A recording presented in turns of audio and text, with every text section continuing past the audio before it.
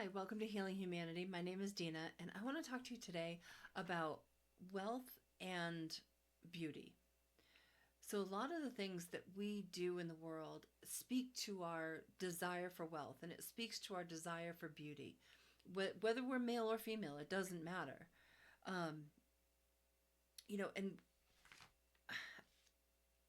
it really boils down to our pride, right? We're run and we're driven by our pride. In fact, it's a war with people that are trying to control you, they put you into this cult like mentality that a lot of us have a hard time breaking free from, because we're so indoctrinated into what the world has to say that we don't know that there's another way. On my refrigerator, I have a Latin saying. It's "Si vis pacem parabellum." I don't know if I'm saying that right. I didn't look that up, but it means that if you want peace, prepare for war. And I think a lot of us out here have prepared for war for a very, very long time. Perhaps going back all the way to our childhood. Thing is, though, if you want to live a life with less stress, less depression, you want to sleep well, you want to trust again, you don't want to have any barriers with people, or in your relationships with people. You want to live with hope and have gratitude for the things that you have in your life, and for for existing, for being able to breathe. That's something that doesn't come easy, but it can come. You know, when you set your mind to it and you don't want to drift through your life anymore, you start walking in faith. You start walking without pride, and that doesn't mean that you are that you don't have any self-worth. You do. You absolutely do. Um, but we're trying to, you have to walk in a way that you let go of the selfishness. You let go of the vanity that you are allowing to run your life. Do you want to be pretty? Absolutely. Do you want to be handsome? Of course. But don't let that control you. Don't let that be the leading cause of everything that you do. That's the destructive part. That's the world speaking through you. Instead of you letting go of your pride, letting go of your control, and finding something different, allowing something different to come into your life, allowing God to show you something different in your life. And it's not easy. When I was younger, I controlled everything, you know, and for me to let go of that control and to let go of the things that I was holding on um, to be led, and being led on a daily basis isn't for everyone. I'm not saying that, but allowing myself to see the things that God was showing me and to be willing to change them, the things in me to change them, was really important. You know,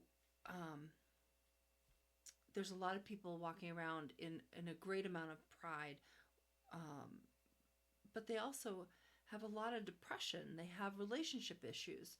They have, letting their emotions lead them. Or what's even worse is letting other people lead them.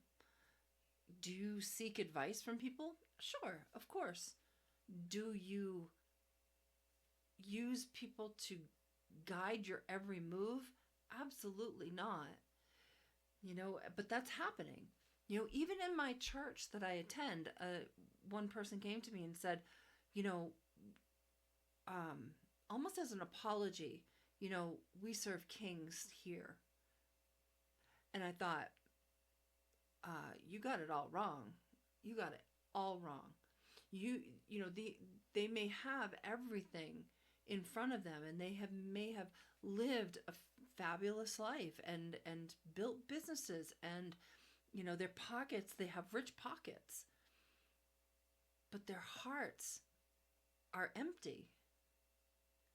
And if you're serving kings that are amongst us, man, woman, that's the wrong king to be looking to. That's the wrong king to allow them to guide you and tell you what to do in your life. That makes you nothing more than a pawn. And I don't mean to come across as judgmental. I'm truly just trying to wake people up, trying to get you to see the things that I've learned over the last 10 to 13 years. A lot of us let our looks guide us, and we live in broken relationships day after day, taking things that perhaps you don't need to take. Or letting our emotions guide us, letting your emotions decide how you're going to be that day, or how you're not going to be, or who you're going to deal with, or who you're not going to deal with. Your emotions are, just because you feel something does not mean that it is factual. You have to be able to control your thoughts. You have to be able to control your emotions. And pride does that. Pride keeps you stuck in your emotions. It keeps you stuck in, addictions, and even self-care can be an addiction. And the world wants you to believe that it's okay to need counseling, and it's okay to feel like a victim, and it's okay to join this group or that group in order to feel something again. But aren't you tired of that? Aren't you tired of looking outside of yourself to be able to feel better? Don't you want to wake up every day and feel grateful for the life that you have, and for the breath that you have in your lungs, for that morning, for that moment, and to be able to carry that into your day? That's how we're supposed to be. We're supposed to appreciate the world that we have and the life that we have in that world.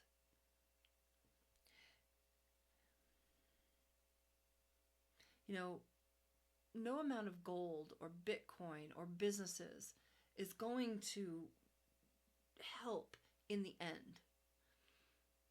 No amount of beauty is going to save your soul. It's just not.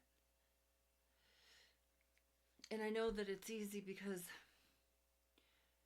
a lot of people think that it's foolish for me to talk about this stuff because the soul isn't something that you can see, and God isn't something that we can see.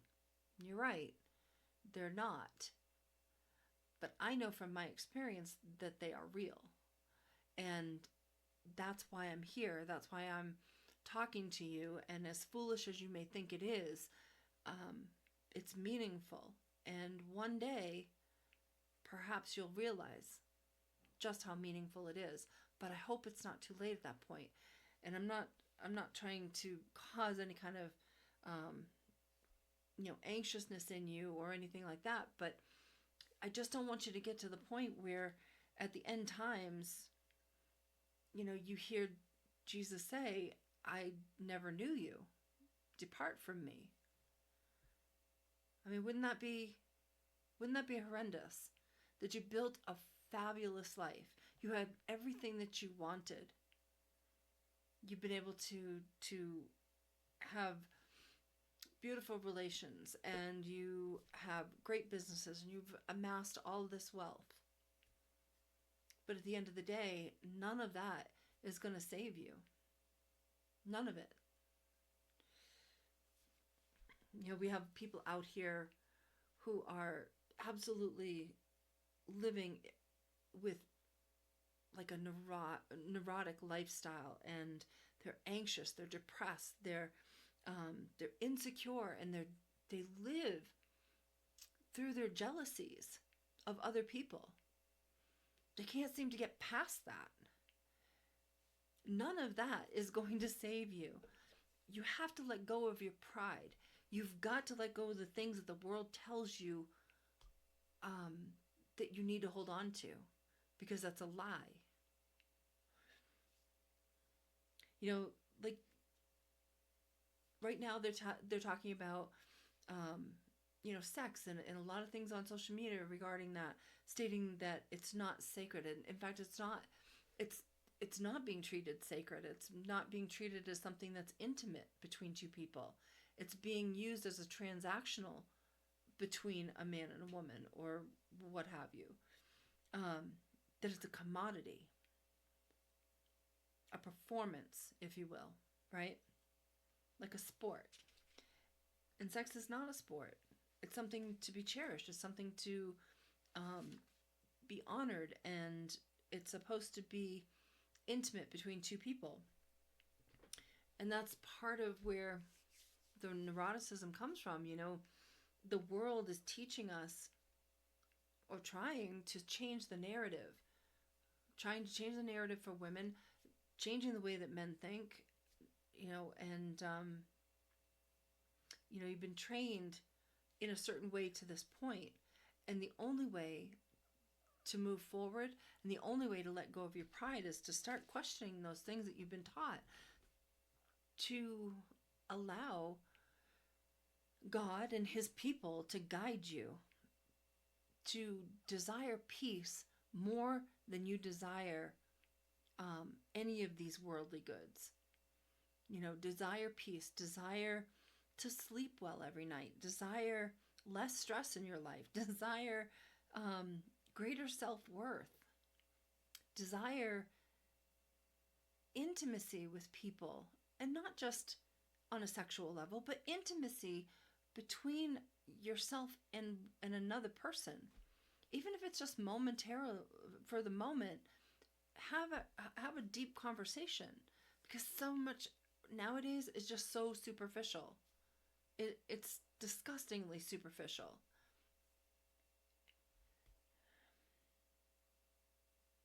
Matthew 13:48 says, "Don't be led by relatives, circumstances, or feelings. Be led by being obedient to the voice of God." And that verse there had led me quite a bit in my path. One of the main things that I was taught in the very beginning was that your feelings are not real. And they're not.